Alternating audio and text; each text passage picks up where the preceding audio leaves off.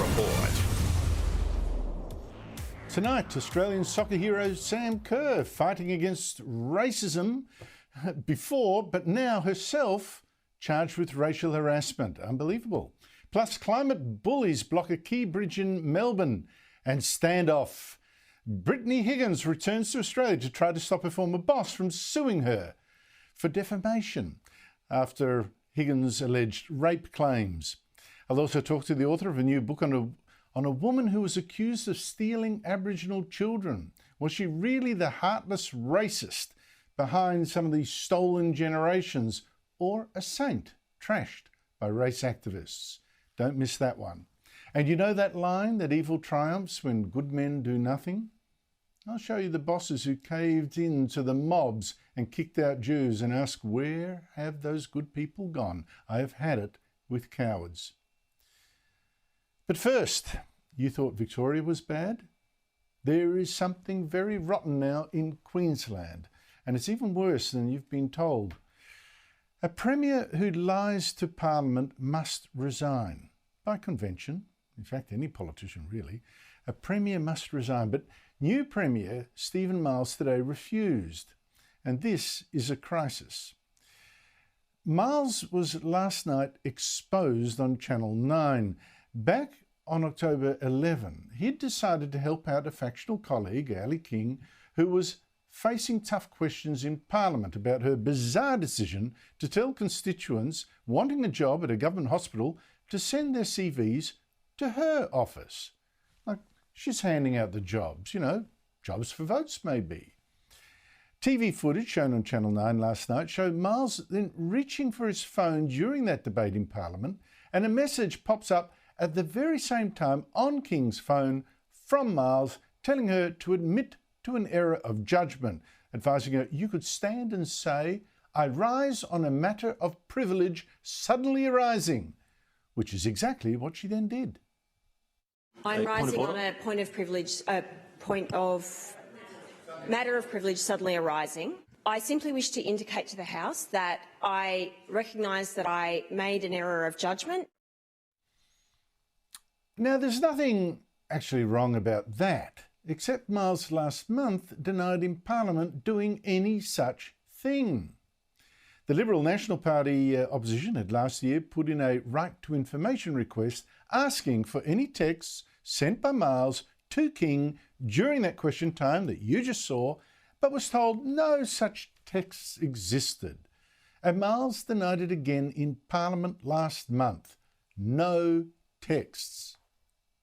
Can the Premier confirm he did not send an SMS to the member for Palmerston between 10 a.m. and 11:30? I thank the member for Burleigh. I can. Now, as we've now seen on Channel 9 last night, I just showed you again here, there was such a text. We have the photo of King's phone. So, how does Miles get away with this? Claiming one thing, being shown to have told an untruth. Well, he's today claiming he maybe misheard that question he was asked in Parliament and simply forgot that text. That's it, simply forgot. I would like to update the record in relation to my response to a question posed by the member for Burleigh on Wednesday, 14 February. I understood the question related to compliance with right to information requirements and answered to the best of my recollection. However, last night it was brought to my attention a photograph taken in the chamber while the Legislative Assembly was sitting. I wish to update the House and advise that I, as the member for Murrumba, did text the member for Palmerston during question time, which was the subject of the member's question. The text message was from some time prior and I did not recall it at the time. I therefore wish to correct the record and apologise to the House for the error. Not that the politician who actually asked him that question in the first place was believing a word of the excuses today. Mr Speaker, I don't accept the apology from the Premier. I feel exactly the same. This does not look to me at all like a mistake, a memory lapse. It looks much more like a smart aleck caught out lying and saying sorry only because we now have the photographic proof. Now, if there was still honour in the Queensland government, Miles would resign today. Well, does Queensland's Parliament really accept a liar as their Premier? Has it got standards or not? Joining me is Queensland's Deputy Opposition Leader, Jared Bly. Jared Bly, thank you very much for joining me. Did the Premier make a mistake or did he lie? Well, hi, Andrew, and thank you for having me on your program. Well, Queensland Premier Steven Miles lied. It's a clear case of lying to Parliament. Not only did he lie, he deliberately lied and he tried to cover it up. And it wasn't until evidence was produced in the media that showed he lied, and then he's tried to cover his tracks now. But the reality is he lied in Parliament, he tried to hide it from a right to information request, and all he's offered today is an apology. It's not good enough. A Premier who lies in Parliament, what should he do? Well, Steven Miles, the lying Premier we have in the state, said this morning that he apologised and he couldn't recall sending a text message. And this is something you don't forget. You remember sending a text message to one of your colleagues. So I said that Steven Miles is trying to use the Joe Biden defence that he's forgetful in nature. It doesn't cut it. It doesn't cut it. And Steven Miles learnt from Anastasia Palaszczuk about cover-ups and lack of transparency and openness. And unfortunately, we're seeing that continue with Steven Miles. The opposition will be referring this to the Speaker in a hope that it goes before the Ethics Committee, because there should be serious consequences for a Premier that deliberately lies and misleads Parliament, which Steven Miles has clearly done until he got caught out. And now they're trying to distract the issue about a photograph. That's not the issue. The issue is the Premier did it, he denied doing it, he covered it up, and he's apologised only because he got caught out lying. Is that a resignation issue for you? Well, that's a matter for Steven Miles and the Labor Party, but he seriously needs to consider his position. Queenslanders need to consider whether they trust him, and I don't think Queenslanders can trust Steven Miles. We've got two by-elections in Inala and Ipswich West on the 16th of March, and I think Queenslanders should send Steven Miles and the Labor Party a very strong message that Queenslanders don't like premiers that lie. They should vote against the Miles government and just clearly say this form, this level of integrity is not acceptable to the people of Queensland. If he lies on this, what else has he lied about in 9 years in office, and what will he lie about in the future to win an election? That's the real question for Steven Miles. Now, well, I remember the days when ministers did resign for misleading Parliament, but it seems that's not the done thing anymore. It's curious for me. It's rather sad. And as you suggested, Jared Bly, it seems for now that the only person facing punishment is the unnamed politician who took the picture of King's phone and exposed it all. She was furious about that. Have a listen. Last night, a report on 9 News showed an image of my mobile phone on my desk within the Legislative Assembly while the proceedings of the Queensland Parliament were occurring, taken on the 11th of October 2003. The image was clearly taken from within the chamber by a Member of Parliament sitting behind me. This is a serious breach of the rights and privileges of a member of this House and a breach of trust by an elected official of the Queensland Parliament. Order, members. Mr. Speaker. Order, members. Their actions amount to intimidation of a Member of Parliament in the discharge of the member's duties. Jared Bly, who took that picture and should they be punished? Well, the Labor Party are trying to find that out, the whistleblower. And the reality is the member for Palmerston, who was just shown in your program there, was complicit in the lie of Steven Miles. She could have corrected the record in Parliament since November last year, and she chose not to. So she is just as bad as Steven Miles in this regard. And I'm not going to get into the details of who took what pictures. That's a distraction the Labor Party are trying to make out today. The reality is, though, the serious issue is Steven Miles lied to Parliament, and his member, the Labor member for Palmerston, also covered it up since November last year. And they're both angry. They both got caught. That's their issue. It'd be rather strange if the whistleblower gets punished, but the liars do not. That strikes me as rather odd. Well, the Labor Party Now, have a history of that, Andrew. The Labor Party have a history of going after whistleblowers. That's the problem. They seriously do. The member for Maryborough, in fact, wanted a list of whistleblowers that had submitted to an inquiry about integrity in Queensland. Why would a Labor Party member want to know who the whistleblowers were submitting to an integrity inquiry? Obviously to go after them. That is their behaviour. It's the Labor way, but it's not Queensland way. Jared Blake, the Premier is also under fire for not visiting a tent city that sprung up in his own electorate. Homeless people camping there, people with children even, people with jobs. It's just so sad. Even a woman who was released from hospital only yesterday after a bladder operation. Is a tent city really where she should be? Now, my question is this. Is the tent city really the Queensland government's fault? Or is this what we get from out-of-control immigration into this country, which has been importing 500,000 people in a single year, faster than we can build houses for for Australians now? Well, Andrew, I'll comment on what the Queensland government, as a state member of parliament, can do and what their track record has been on this regard in housing crisis. It's been atrocious. Steven Miles, the Premier, was actually the planning minister that has seen under his watch a 30% reduction in land being released and available for Queenslanders to build homes. He was the infrastructure minister that has seen a destruction and wasteful expenditure like the knockdown of the Gabba for the Olympic and Paralympic Games. He was the minister responsible for the housing crisis. Now, we find out today this tent city for working people in his electorate, just on the border of his electorate, are living in tents. These are families, these are working families that can't afford rent, that can't afford the aspiration of owning and having the dream of owning their own home. It is absolutely at the feet of the Miles government. They have been in power in Queensland for nearly a decade. Whether it's the housing crisis, the youth crime crisis, the health crisis or the cost of living crisis, it lays at the feet of the Labor Party, the Labor government and Steven Miles. Look, Jared Blake, you're probably right on some of that, but I have to say, let's not forget the elephant in the room, the immigration program that brought our parents, or some of our parents from Holland, for instance. It's now totally out of control, and Australians are suffering for it, including the poor Australians there who should be the first consideration for a Labor government, I must say. But thank you so much indeed for your time. Really appreciate it.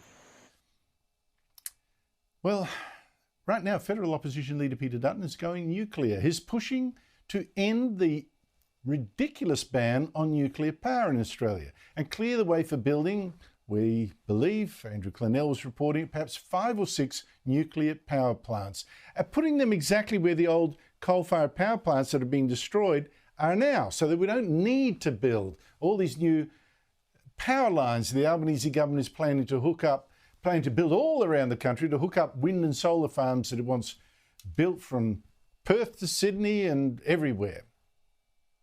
They're proposing rolling out 28,000 kilometres of new poles and wires.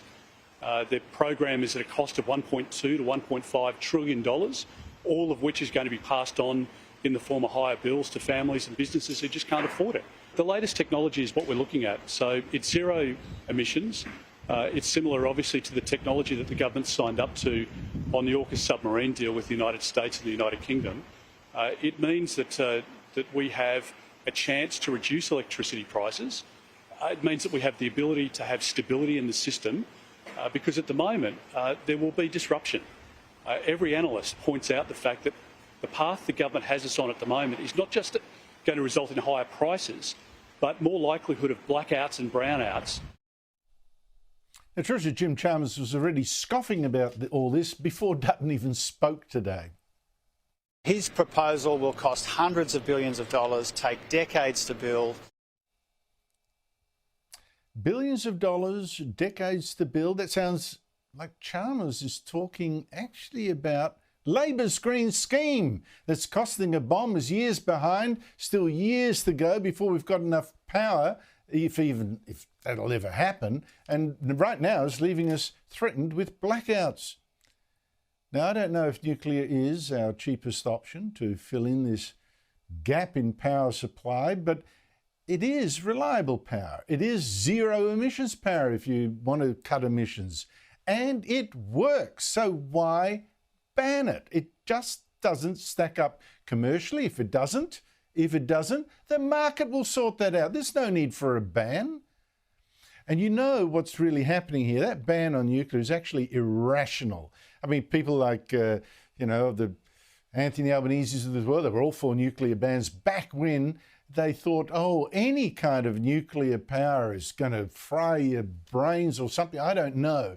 The one big fatal accident that ever happened at a nuclear power station was actually 38 years ago in Chernobyl, in an old Russian reactor.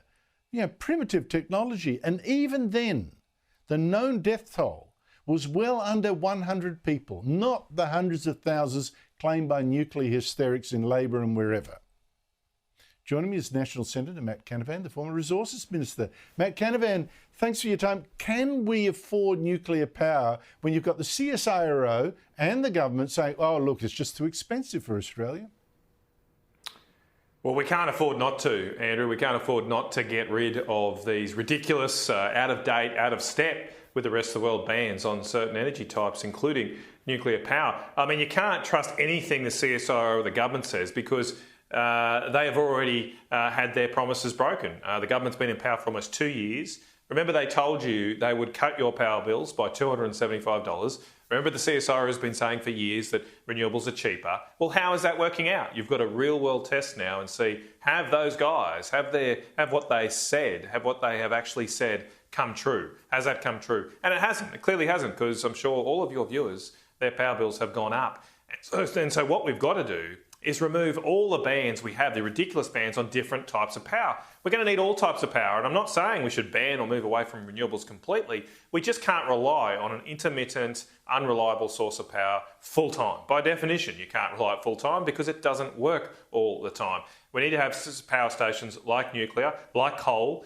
We have a de jure ban on nuclear power in this country, one of the only countries to ban it in law. That needs to go. But we also need to get rid of the de facto ban on coal as well. Other countries are building these things like they're going out of fashion. Indonesia is taking and stealing our nickel industry right now because it's building coal-fired power stations. And I still want to be a country that makes things. I want to maintain our manufacturing industry. It is going out the back door right now. And we need to get back to building power stations that work, having reliable power to bring down power prices for Australians, and also keeping those people employed, the manufacturing in its sector, in a job.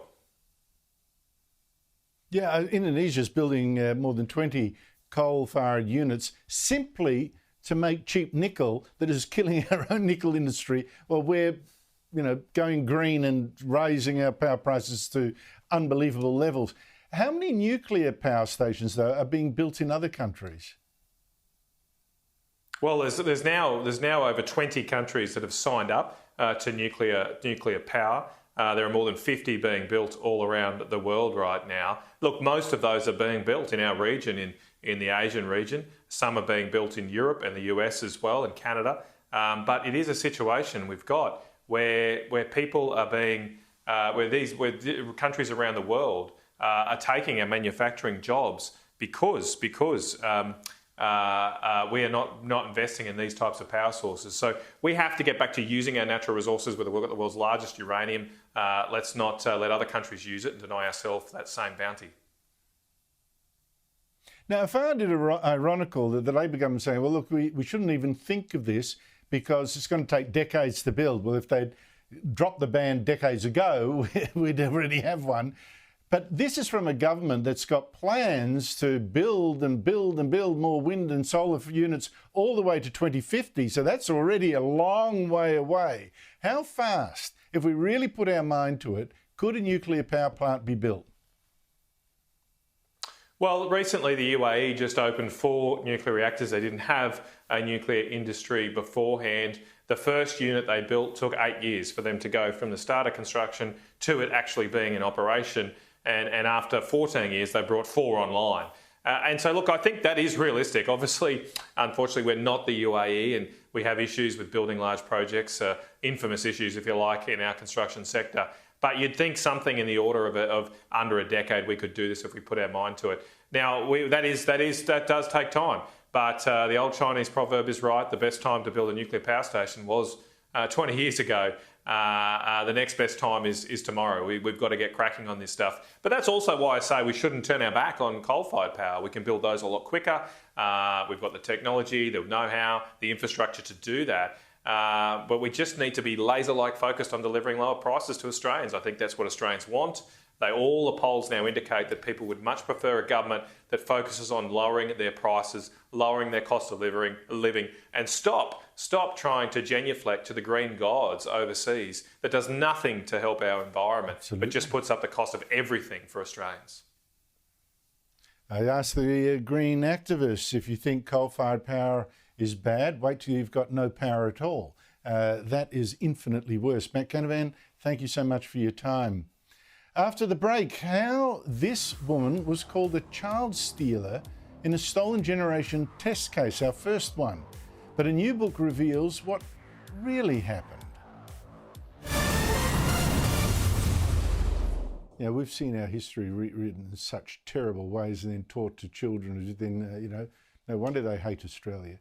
The worst is the invention of the so-called stolen generations, this false claim first put out by the Australian Human Rights Commission that Australia was so racist that it stole 100,000 children last century just because they were Aboriginal. Now, for 2 decades, I've issued the challenge to name even 10 such children. No one's met it. Our courts have not found even one.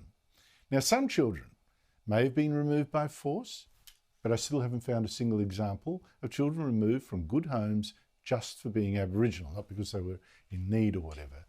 You may find that incredible. It's actually true. Look it up yourself. Now, part of this invention has been so desperately unfair. Missionaries who devoted their lives to rescuing or raising Aboriginal children out bush had been abused or neglected or abandoned or handed over to them just to get an education or whatever. These people have since been vilified as racist and child stealers, genocidal. Well, a book has now been written about one of them, missionary Amelia Shankleton, who spent her life helping Aboriginal children, particularly at the Retta Dixon home in Darwin, where there's now a memorial to her close by, paying tribute to her decades of work. But Shankleton, who actually had no legal power to even remove children, was turned into a villain in the first Stolen Generations test case in the courts, when the late Lorna Cabillo claimed that Shankleton stole her from the tiny Pine Creek settlement in 1947, when she was just 8. Now, Cabillo was on the far right of this picture, but a claim for compensation failed when the federal court found she'd actually been rescued because her white father had long vanished, her mother and grandmother had died, and the aunt supposedly looking after her was often actually more than 60 kilometres away at a station. But that didn't stop Shankleton from much later being abused by one woman as a child stealer and even an abuser. But now Douglas Brown, a retired public servant, has written a biography of Amelia Shankleton called Placed in Our Care, published by Ida Books. Now, the book says Cabillo in fact admitted in the Stolen Generation test case that she used to send Shankleton a Christmas card most years with money as well. Now, would you do that to a woman who stole you or to one who rescued you? Douglas Brown joins me now. Douglas Brown, thank you so much for your time. Why did you write this book about this woman? In 2000, I read the decision in Cabillo and the Commonwealth, the Stolen Generations test case, and the name Shankleton kept popping up. I later discovered that it's there 246 times, and I thought, I want to know a bit more about this remarkable woman. But I was still at work at the time, and only when I fully retired did I turn my mind to finding out more about Millie Shankleton. I'm intrigued that you say, she was fascinating. I mean, she was presented as a child stealer. When she turned up at a truck at this particular outback station, a few volunteer missionaries were there. That's right. What position were the children there in? What was the alternative for them? It was being brought back to Darwin and to this Retta Dixon home, or what? Well, Phillip Creek Aboriginal settlement, which was 50 kilometres from Tennant Creek, had no running water. It was not a healthy place. There was schooling, but it was very substandard schooling. the part Aboriginal children, like in any Aboriginal camp, were at high risk of sexual and physical abuse. In Lorna's case, she never saw her white father. Her mother died when she was just 2 or 3 months old. She was being raised by her aunt, but in 1947 her aunt was working elsewhere. So Lorna was an 8, almost 9-year-old girl with no one to care for her. And Millie rescued her from that situation. See, here's my confusion. We're told, you believe that some of the children were taken without the informed consent of the parents. So why weren't those children chosen as the test case of the stolen generations if this was the case? Why was Lorna chosen instead when it was clear that there was no one there to say that she could not be taken from them? They were looking after her. I'm just wondering how many of those children really were stolen as we would understand. Well, exactly. I think stolen's the wrong word. Why Lorna was chosen by the legal team, it must be because they thought her story was the best. Another of the children who were removed was Jimmy Anderson. And Jimmy was about the same age as Lorna. And in 1994, when the Going Home conference was held, and that gave birth to the case, Jimmy refused to go, as did Bill Dempsey, another Retta Dixon child. They knew what was in the offing and they didn't want to be a part of it. Later, Jimmy decided he would give evidence in support of Lorna. He did that, but when you read the transcript, he was most reluctant. Sometimes he was inaudible. He clearly didn't want to be there, and at one point, in answer to a question from one of the council, he said, "Millie Shankleton was a mother to me." So that's hardly a damning statement about how he was raised by Millie Shankleton and her staff at Retta Dixon Home. What about Lorna Cabillo's own feelings about her removal? Now, obviously, at the time that she made this claim for compensation, she argued that she was taken, it was terrible, stolen really. But was that always her position? Did she always have bad feelings about Amelia Shankleton? Because your book suggests she didn't at Shankleton's funeral. That's right. Lorna said in her evidence that she had a distant relationship with Millie Shankleton, and that she didn't find her approachable. But the Commonwealth was able to produce many witnesses who had the absolutely opposite view. Lorna, when she was 18 in 1956, she left the home, as most children, Retta Dixon children, did at the age of 18. In 1957, she married Joe Cabillo. She was previously Lorna Nelson. And in her evidence, she said that that marriage was violent and that Joe was an alcoholic. They had 6 children. On one occasion, Lorna went to Millie and said, "Could you take my child?" And Millie said no, because the home was not overcrowded, but you couldn't take everybody who wanted to go there. There were always more parents of Aboriginal children who wanted to place their children at a Retta Dixon home than there were spaces there. And Millie said no. I think that Lorna was a bit hurt by that, but Millie had to look to the overall welfare of all the children in the home. And then in 1990, when Millie died, she died in Sydney because in 1984 she left the Territory and came to live with her sister Annie in Sydney. She died in Sydney, and some Retta Dixon children, I haven't been able to track down who they were, but I'm pretty sure, my feeling is that Lorna Cabillo was one of them, paid for Millie's body to be flown back to Darwin and buried in Darwin Cemetery. And at the funeral service, Lorna said a prayer, and in my book I reproduce the order of service for Millie's funeral, and there it says prayer, Lorna Cabillo. So she must have had a close relationship with her, really.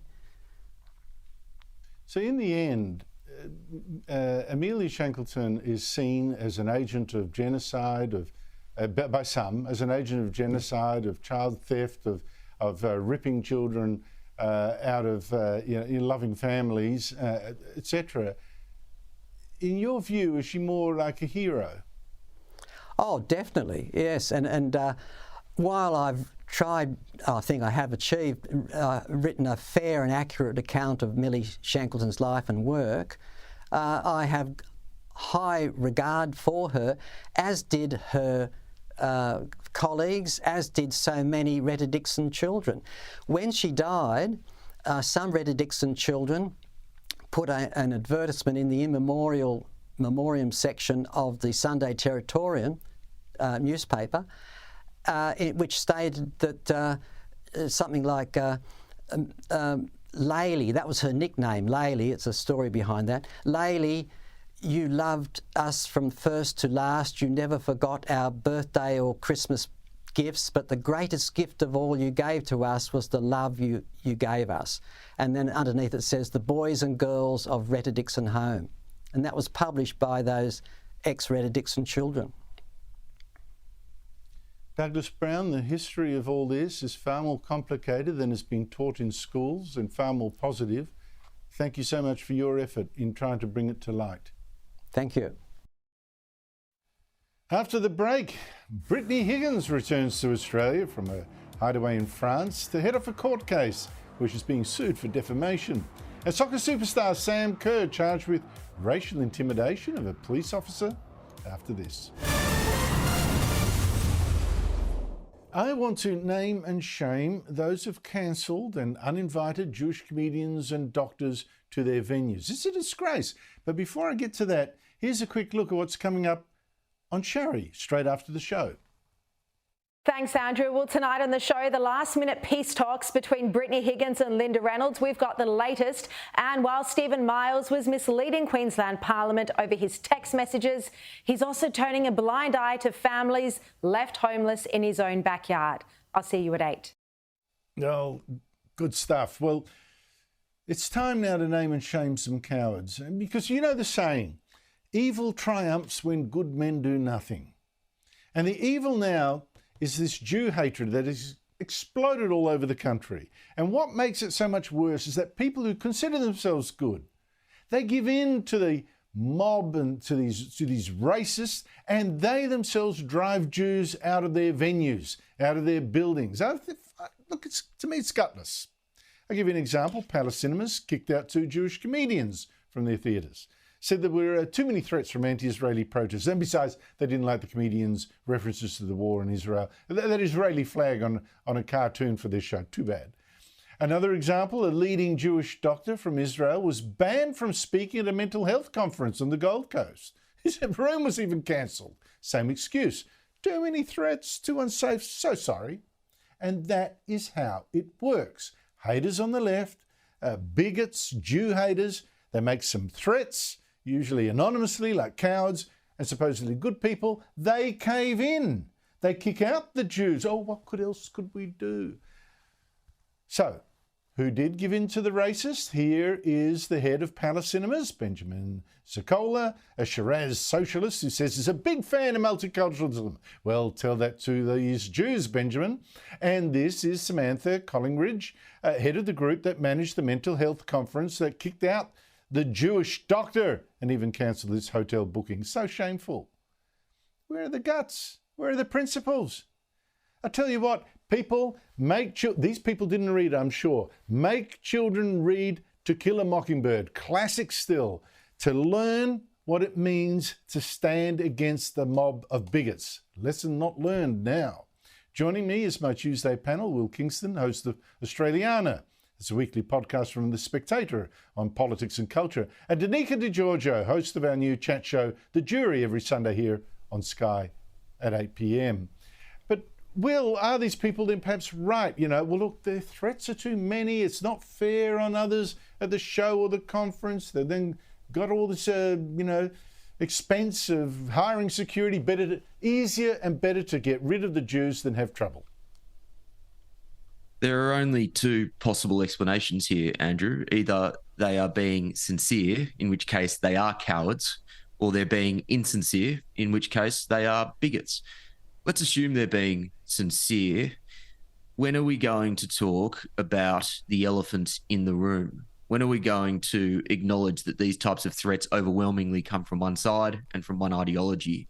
When are we going to make the honest claim that there is this ridiculous false equivalence between, say, radical Islamism and the far right?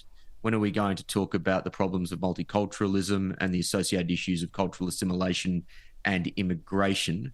Unfortunately, we do not have that conversation, and that is the conversation we should be having, because there are too many people in our political class and our media class who are cowards, not necessarily cowards as a result of the threat of physical violence, but because they're afraid of the threat of being called a racist. Until we have this open and honest conversation, this sort of stuff is going to keep happening more and more and more. Well, what would you do, Danica? I mean, say you were running, a big centre for an event, and you've got all these threats suddenly. They think, oh my God, you know, they might burn the place down. Would you say to the Jew that's the problem, get out, or take the gamble? I think you would take the gamble. I mean, we're essentially cancelling Jewish people, Andrew, right now for trying to do their job. I just think it's a spineless, gutless and cowardly decision, and it really shows the hypocrisy that's taking place across the country right now. We're cancelling Jews, yet we allow people to chant awful chants on the steps of the Opera House last year. Even in Adelaide over the weekend, a demonstration of the Jewish community, was a peaceful demonstration, was gate-crashed by a mob of angry pro-Palestine protesters who rocked up and started chanting from the river to the sea. But again, nothing happens, nothing is spoken about. Yet here we have a situation where we're essentially saying to these thugs, it's okay for anti-Semitism because we're just going to cancel what we believe is the problem. It's just an extraordinary, hypocritical statement to have been made by both companies here involved. And I just think, when did we become so frightened of pushback from activism? It's ridiculous. So true. I tell you, these activists don't realise that in the eyes of most Jews, when they do this, they are actually underlining how much Jews need Israel, because it's the one country they know will make as their top priority keeping Jews safe, which is not what we're seeing here. You know, it's bizarre, you know, that we have this kind of stuff right now, Will, this bigotry, this racism, this anti-Semitism, at a time when people are supposedly more militantly anti-racist than ever. And on that point, there's another shock. Sam Kerr, you know, she's the star and captain of the Australian women's soccer team. She's been charged over allegedly racially aggravated harassment of a police officer in London last year in a dispute over a taxi fare, apparently. She's kept it secret for a year. She's pleaded not guilty. She's going to stand trial next year. But added to the shock, of course, that Kerr's taken part in anti-racism stance herself during the Black Lives Matter protests and posed with the Aboriginal flag. Is that the kind of activism that's a sign that you could not possibly do a racist thing? I'm going to get a slightly unhealthy sense of enjoyment watching this play out over the next year. Andrew, there is nothing quite as satisfying as watching a social justice warrior being exposed for hypocrisy, which happens an awful lot as an aside. I'll throw out, as the radical free speech advocate on this show, I'll throw out a comment though, and that is, if all she has done is made a racial slur against a police officer, should that be illegal? I don't think it meets what I think is the threshold for free speech limitation, which is either being defamatory or inciting violence. We keep nibbling away at free speech in this way. So I'll just throw out that this should be considered morally abhorrent. But I also think we need to make the distinction with what should be legally or what should be illegal, just as an aside there in this little saga. Now, I have to underline that Sam Kerr has said she's not guilty, but I tend to agree with you on that point. You know, I wonder what sort of police officer feels so intimidated by a mouthy woman like allegedly Sam Kerr. Again, she denies it. What do you make of that, Danica? Well, I would make that there's a stipulation in this. She is accused of alleged racially aggravated harassment of a police officer. When you put the word aggravated in there, it does change the context a bit. So I understand what you're saying, Will, but the point is aggravated could mean more serious circumstances than an alleged racial slur, is what I'm saying. But look, I don't think it matters. Yeah, I don't think it really matters if you've been to a protest of any kind. We see influencers, for example, they sell products all the time. They don't necessarily believe in those products, and this could be what has allegedly occurred here. But I think what's more telling is that Football Australia claim that they were blindsided by this. They had no idea that this incident allegedly occurred more than 12 months ago. And I would ask, has there been a cover-up here? Because we know that the Women's World Cup was held late last year. Sam Kerr is the star. She's the captain, the role model. I just wonder, Andrew, if there's more to this. Look, that said, Danica, I'm tired of trial by media, and I very much believe in innocent until proven guilty. So, all right, yes, she kept it secret, but to me, I'm saying, oh, what? Let's wait till the trial anyway.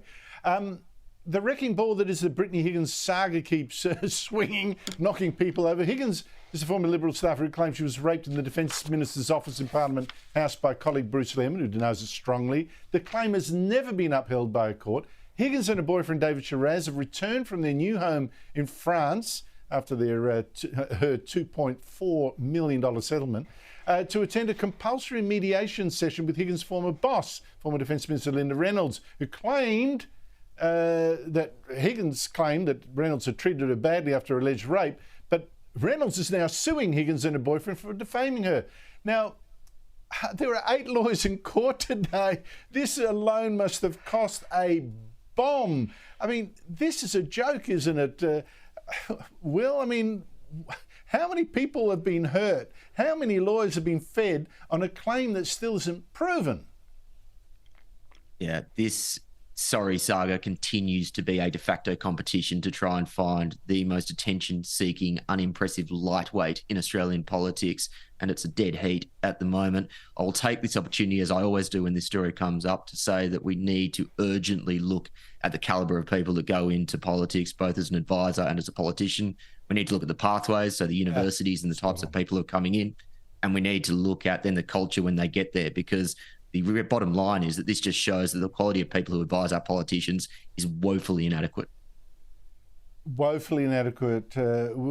Will Kingston and Danica DiGiorgio, thank you both for your time. But by the way, Brittany Higgins spoke to the media today. Here is what she had to say. How hopeful are you getting this resolved over the next couple of days, Ms Higgins? It's a difficult place for me. It's beautiful, but just personally, it's hard being back in Perth. Do you believe Ms Senator Higgins is trying to silence you?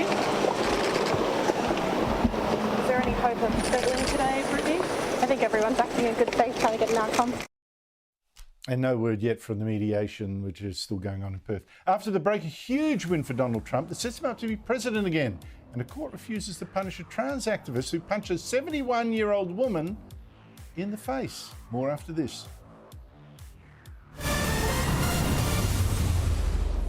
You know, America has just been saved from becoming a banana republic, maybe even saved from a near civil war, because the Supreme Court voted unanimously, 9 judges to 0, to strike down an attempt by several states to ban Donald Trump for standing for election as president in November. Ban voters from choosing the most popular candidate. It's unbelievable. Now, these attempts, led by Colorado, were outrageous. They were undemocratic. This is an attempt to ban Trump from the election on the grounds that he supposedly led an insurrection, a crime for which he hasn't even been charged. Now, the Supreme Court said no state had the power to decide for the nation who should be president or not, and what Colorado was trying to do would cause chaos, to put it mildly. Now, Trump welcomed the verdict with a new, more presidential tone. It was a very important decision. We're very well crafted, and I think it will go a long way toward bringing our country together, which our country needs. And they worked long, they worked hard, and frankly, they worked very quickly on something that will be spoken about 100 years from now and 200 years from now. Extremely important. Essentially, you cannot take somebody out of a race because an opponent would like to have it that way. And it has nothing to do with the fact that it's the leading candidate, whether it was the leading candidate or a candidate that was well down on the totem pole. You cannot take somebody out of a race. Joining me on Culture Wars is Rowan Dean, editor of The Spectator Australia, which is great. I subscribe to it. And host of Outsiders of Sky News every Sunday at 9 a.m, which is also great because I watch that every Sunday. You should too. Rowan, America's been saved from a coup, I think, by the elites, an effective coup. A ban on Trump that would have destroyed democracy and I think caused riots. I think it's a scandal that the case even got this far, but, you know, praise God for small mercies.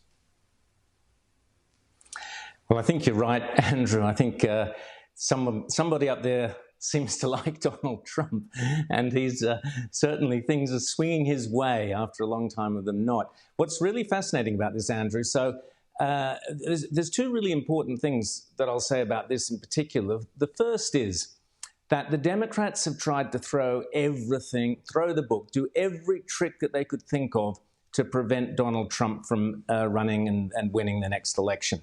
Now, that has involved, 4 separate court cases, 91 charges. And what it has meant over the last few months, and clearly this was the plan, was that basically in America you have your strong Trump supporters, those people who, and I share their conviction, believe Donald Trump to be one of the best presidents the US has ever had, certainly since Ronald Reagan. And I can't wait for him to be president again. And the other side is this complete Trump derangement syndrome. People hate him, Democrats, all sorts of people loathe him, and they will never vote for him. That's not where the election is going to be decided. Those votes are already parked. Where the election is going to be decided is the independent-minded people in the middle, the undecideds, the swinging voters, call them what you want. They're not a huge amount, but whether it's 10 or 15% or whatever, but that is where the election is going to be decided.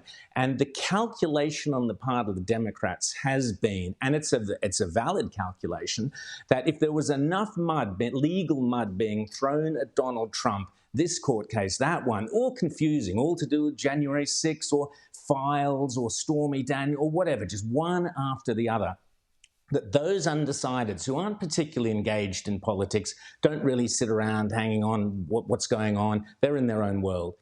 They would be turned off at the last moment by the thought, well, here's a presidential candidate, there's all these charges, criminal charges against him, there must be something wrong with the guy. So the vote would go to the Democrats. That was the calculation. But my insight, if you like, Andrew, is that is backfiring. That calculation is backfiring because one by one, these criminal charges and court cases are falling over. The best one is the Fannie Willis thing, which is just its own fantastic Oh, that's so funny. Story. That hasn't fallen but over. What is happening? Oh, so funny. Looking very unlikely. So we could get to a point, Andrew, where they all fall away, and at that point, the opposite is going to happen. People are going to be thinking, well, hang on, this Donald Trump, he's a bit of a Teflon guy. They throw all this stuff at him, but it doesn't stick. So the votes will come back to him. So I think that's the first miscalculation. I think you're right. The second thing I'll just... As they say, what doesn't kill you makes you stronger. Second thing I'll just briefly say, Andrew... people will give him points. Absolutely, I think they will. And the second thing, I need to quickly move on because I want to show you something. Yep. I want to show you something that I think you're going to get... Well, I want to hear your views. There's such a culture of bullying now, right? It's not just, the Trump thing. In Melbourne, for instance, global warming hysterics from Extinction Rebellion blocked several lanes on the Westgate Bridge, taking peak hour traffic to the city. Chaos, fury, and one of the 3 protesters was Violet Coco, she's known as, who used the truck to block a lane in the Sydney Harbour Bridge in 2023. She didn't learn anything from that. In fact, her sentence got overturned, so why not? And another thing, the same sort of thing, the bullies keep getting away with it. Yesterday, you remember last year, Kelly J. Keane, the women's rights activist who toured Australia and New Zealand, campaigning for safe spaces for women-born women, physically attacked in Auckland especially. Protesters tore down barriers to get to her. One 20-year-old man punched a 71-year-old woman supporting Keane 3 times in the head, and a judge yesterday discharged that thug without a conviction and even suppressed his name permanently to protect him. Does any of this seem fair to you?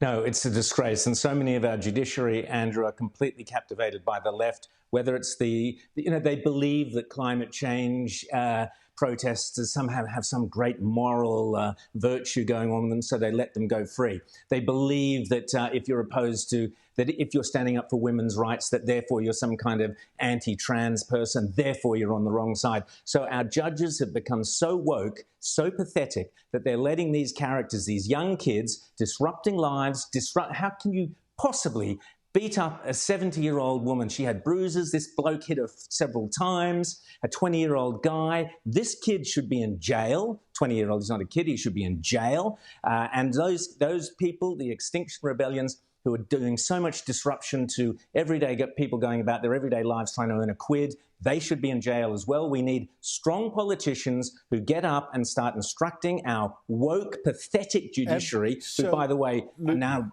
don't want merit as the basis for choosing judges, so they just want woke diversity garbage. We need strong political characters to get in who say, particularly against the pro-Palestinian protests. Rowan, I've got to go, but you're absolutely correct. Thank you, Rowan Dean. That's it from me. Now to Sharry Marks.